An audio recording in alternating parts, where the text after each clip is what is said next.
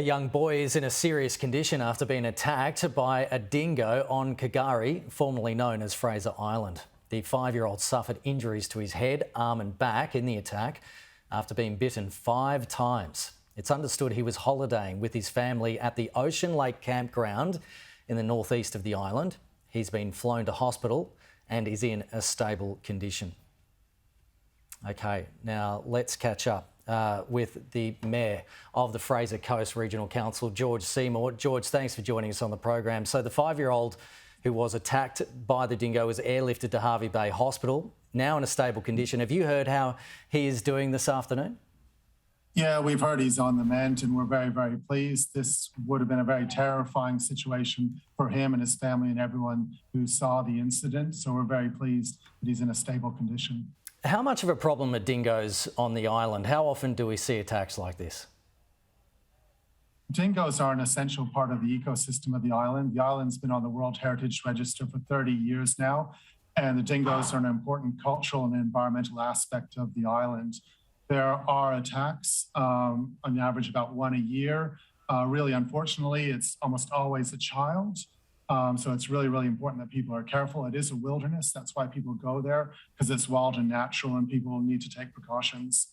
In this case, I understand that the dingo wasn't provoked in any way, and the father did an heroic job in getting his young son off of the dingo. No, absolutely. It's been reported the boy also wasn't provoking the dingo at all, but there has been cases of humans feeding dingoes on the island. What sort of problems can that create if humans interact with these animals? Yeah, well, don't interact with the animals. It's 21 years now since there was a fatality, since Clinton Gage was killed. In the 21 years since then, a number of measures have been put in place. All the townships are fenced now. Obviously, the campsites like where this happened are not fenced. And the message is there over and over to all the visitors: do not interact with the dingoes. If you feed a dingo, the fine is astronomical. We don't want that human interaction. They are wildlife, and people need to respect that.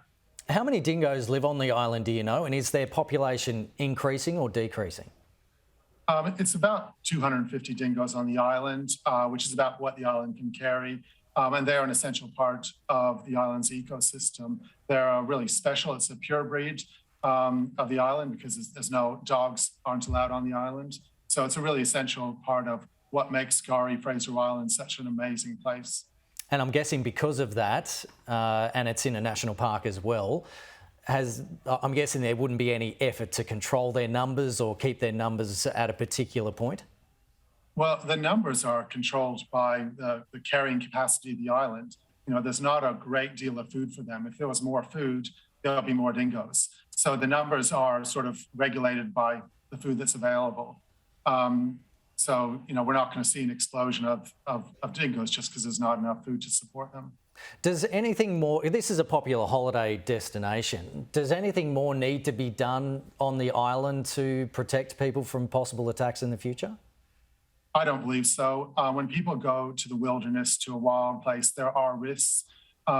If you look back, it's 21 years since the fatality, and every single attack is dreadful, especially when it's children as young as 2. But in the last, say, 12 years, 4 people have died in vehicles on the island, 4 separate incidents.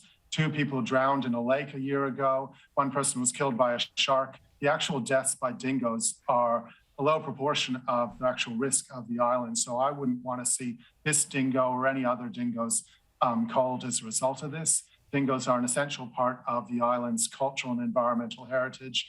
And it's just part of going into the wilderness. You know, this is a shocking incident, and we're all very, very concerned about what's happened to the child.